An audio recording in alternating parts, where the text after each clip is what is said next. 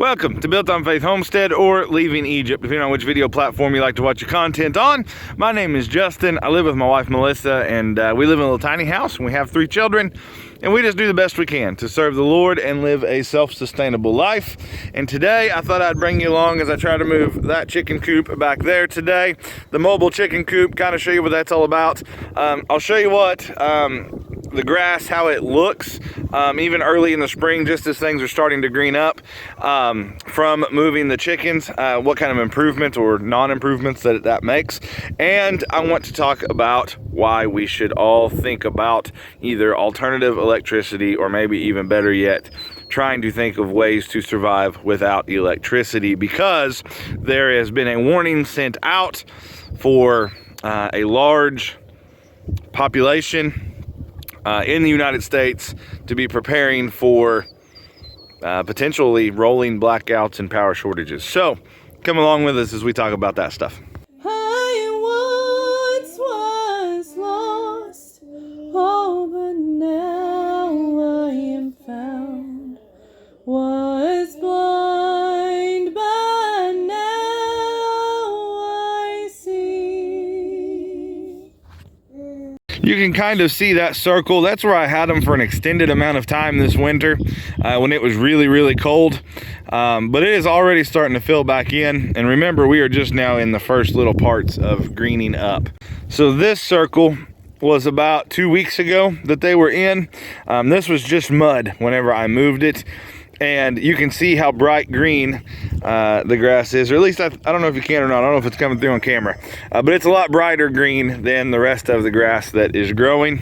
Circle was the very last one that they were in. We got a ton of rain when they were in this circle. They were just here about a week, but we got, like I said, a bunch of rain while they were in this circle, and it really muddied up.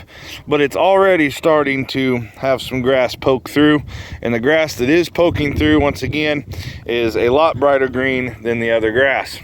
Here is the current circle that they are in. It's about time to move them. They're calling for more rain, and this will turn to mud in a heartbeat if it starts raining. So we will move them again and get them on something fresh and green, and we'll show you what all that looks like.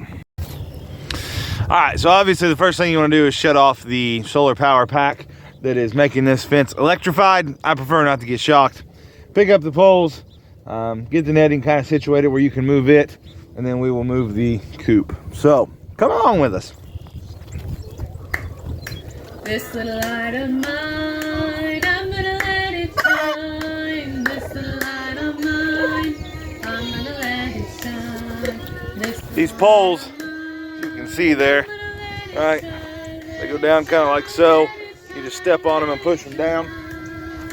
And they're really easy to put in, take out. Of course, it's helped right now because the ground is so wet and muddy. We'll set this over here, and hopefully Stella won't walk all over it. Right. Hey, get out of there. Hide it under a bushel, no, I'm gonna let it shine. Oh, hide it under a bushel, I'm gonna let it shine. Hide it under a bushel, no, I'm gonna let it shine. Let it shine. Stella's all amped up about the deal. So we're moving them forward. We'll set you guys up here. Now he's got to set the net back up. After having this a few months, now we have kind of learned, or I've kind of learned, what I like to do, what I don't like to do. So what I like to do is I like to set up these first poles, the poles that the battery pack hooks up to. I like to set them up first.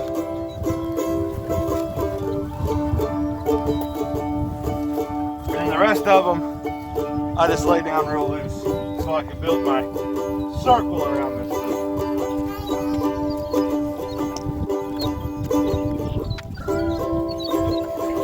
Yep. All I did was throw them down on the ground because I'm not good enough to go ahead and stick them and make my layout right. So throw them down on the ground. I set up the first 2 sticks. That is where the battery solar power hooks up. then I will go around the circle, stretching that out best that I can.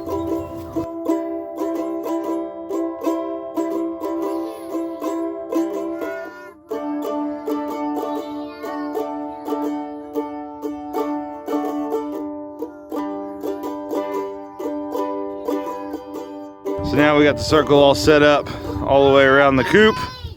That one's a little bit loose. It'll only tighten up after I tighten this up here. These are the poles that the battery and solar power hooks up to. And we will get them tightened up and then I'll readjust them 2 poles if I need to. So it doesn't take very long, 5 or 10 minutes and you've got them moved. So you may be asking yourself, why do this? Why not just free range them? And I'll be honest with you, it all depends on your goals. What are your goals when you're with raising your chickens, right? If our goals were purely to get eggs for just our homestead, I probably would free range them. I might still do something like this because it works fantastic for predator protection. The only time I have predator issues is when I have birds that want to fly out of here. But, calm down. But, I wouldn't move them probably. I would probably mostly leave it in one spot and I would just put this netting around to keep predators out. But our eventual goal is not just to raise eggs for us, but to potentially sell eggs and even potentially sell baby chicks. And what we would like to do in the long run is have several of these mobile chicken coops with the netting around them, separated by breeds of chickens so that we could hatch out chickens and sell them by breed, because I know a lot of people look for particular breeds. That's our long-term goal. We're not there yet, but when we were doing this, we said, let's go ahead and do it the way we think we want to. And then as we can afford to, we'll try to build some more. Stella is finishing up the leftover chicken grain they left there yesterday. Of course, I need to move the battery pack and hook it back up in the 2 water bowls. Then I use that little metal bowl you see right there. I use it for the oyster shell. Come on out, y'all.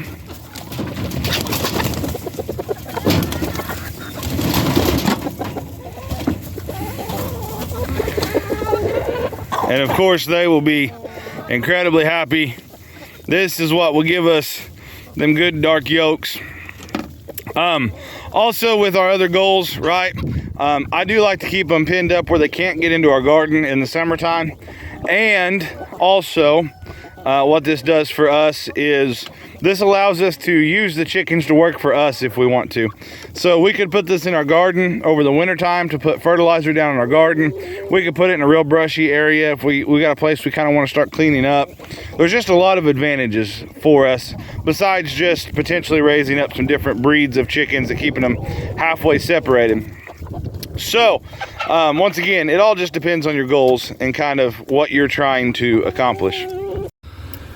So why might it be important that we all start to learn to live either without electricity or learn to supplement our own electricity? According to PMJ Interconnection, we are getting rid of fossil fuel energy producers faster than we are able to develop renewable resource energy producers.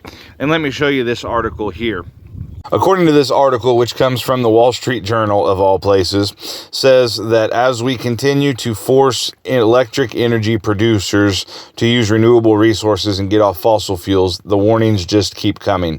This report comes from PJM Interconnected that supplies 13 eastern states covering 65 million people, that we are moving too fast, basically, that we are taking fossil fuel plants offline too fast and we don't have the renewable resources developed yet to keep up with this, and this will create energy imbalances.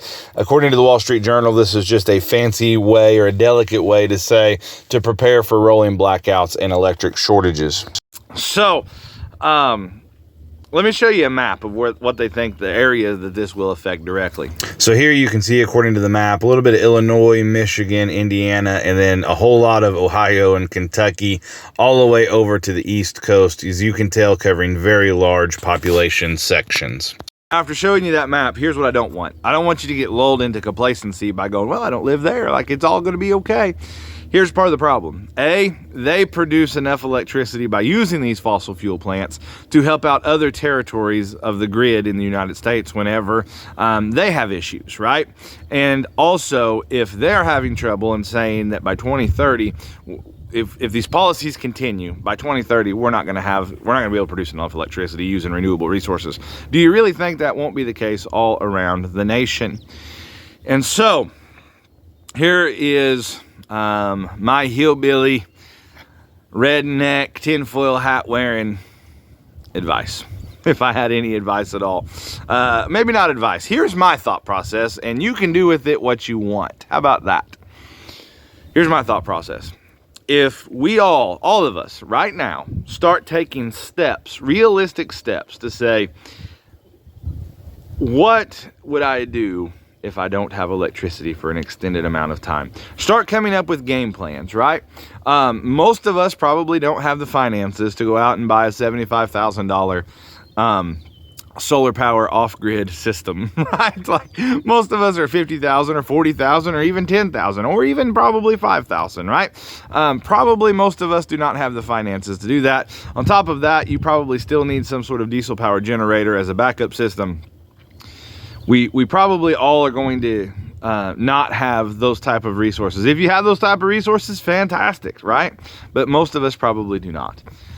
So what are some things to start thinking about? Because remember, if they start these rolling blackouts all around the nation or power shortages all around the nation, it's going to affect much more than just your lights, your washers, and your dryers, and your electric ovens, right? Don't forget they're trying to outlaw propane ovens and wood stoves all at the same time.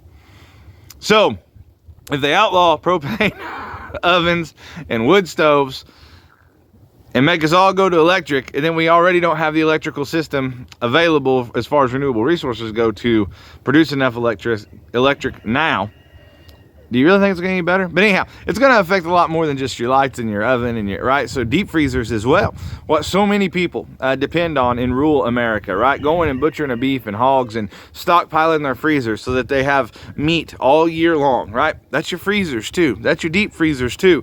And maybe they can withstand a day or two without power, right? Maybe there's enough in there and it's frozen good enough that a day or so or two without power, maybe it won't hurt them. Maybe stuff will stay frozen long enough, right? And it'll refreeze once the power kicks back on and all of that stuff. But maybe we also need to be thinking about other things. Like maybe we need to be considering canning our meat, right? Or at least some of it. Maybe not all of it, but at least some of it, a little bit here and there.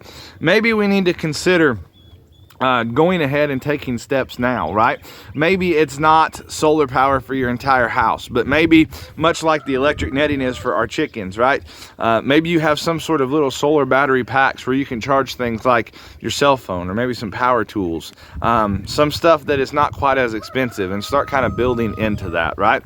Maybe it is in the beginning or in the onset at least having some oil lamps around with some oil around so that you can light up an oil lamp just to get you through a dark night if you need to. Just little baby steps. Now, are those things going to solve a long-term issue? Probably not, right? I mean, do you have a way to produce oil for your oil lamp? Probably not, right? And so, are those long-term solutions? No. But could they at least get your mind thinking that direction of what would I do if I don't have electricity no more, or if they cut our power off for an extended amount of time? Be thinking about what you would do with your meat, right? So I know that my wife and I have talked several times about, like, hey, if the power goes off and we're at a certain length of time with the power off, when do we start pulling meat out of the freezer, slicing it thin, and trying to make jerky out of whatever meat that we can, right? And canning whatever meat that we can, and all of that. Like, at what point do we start doing that? And we've already started having those conversations a long time ago, right? Maybe things like a wood fire grill just outside and a stockpile of firewood so that you can cook outside, or for if you have room for a fire ring and a few grates that you can put over it that you can cook stuff on, that you could can on, that you could water bath can on even. Like, what are some even very small steps maybe you could make to start preparing for those things? And here's the deal. if you start preparing for those things now, little bit by little bit at least, right? Little, maybe even baby step, just like a solar power charger for your cell phone, right? Just little baby steps here and there. If you start preparing for that now, like, what's it really going to hurt you? Because there's all kinds of things, right? Storms, bad winter storms, ice storms, tornadoes, earthquakes, all those kinds of things can knock out the power. Attack on the power grid could knock out the power. And now the policies being pushed forth as far as the renewable resources go, may be knocking out the power in a place near you soon, right? And so what's it really going to hurt, right? Well, if you're in a thunderstorm and it knocks out the power for a couple of days because it's down to a bunch of trees, right? And you need something to get you by for those few days. Even if it's not a complete grid down situation, right? What would it hurt to go ahead and start trying to at least prepare your mind for those things and nothing else, right? What do we do if, right? When do we start pulling what little bit of meat we have out of the freezers to can, or do I have a stockpile of firewood around to cook with, or do I have batteries, or do I even have flashlights that I don't need batteries for? Do I have ways to even produce maybe a little bit of electricity here and there? Start thinking about those things, because it seems like we're headed that direction quick, fast, and in a hurry. Now, from a biblical standpoint, it would only make sense for the power grid issues to come about, because if you can stockpile meats yourself and those kinds of things in any real fashion, it's going to give you more freedom than what is going to be probably around as the Bible continues on through life, right? And remember this: no matter how much electricity, I don't care how, you can have the best solar power system, off-grid system on the planet, have a wood fire generator that you can burn firewood in and produce your own electric to back up your solar, and a little windmill to back up everything else, and maybe even a river running next, or a creek running next to your house that you're producing electricity off of, and you'll never, ever, ever, ever run out of electricity. That'll do you no good. Not an ounce of good when you stand before the Lord. Remember that. Don't forget that. All the preparedness in the world, as far as physical preparedness goes, will not do you an ounce of good when you stand before God. The only thing that'll do you any good at all is whether or not you have trusted in the Lord, whether or not you've placed your faith in Him, whether or not you've asked Him to forgive you of your sins, and you believe in Jesus, right? And you believe that He resurrected for you the third day, and whether or not you have lived your life for Him to the best of your ability. And for anybody that would get hung up on living your life for Him to the best of your ability, Jesus addresses this when He almost in a sense mocks the people that says, you call me Lord, but you don't do what I say. The Bible says that we are servants to whom we yield our members to. It's going to be kind of hard to call the Lord Lord if you're not following Him. He's not really your Lord at that point, is He? We appreciate you guys watching, and we'll catch you on the next video.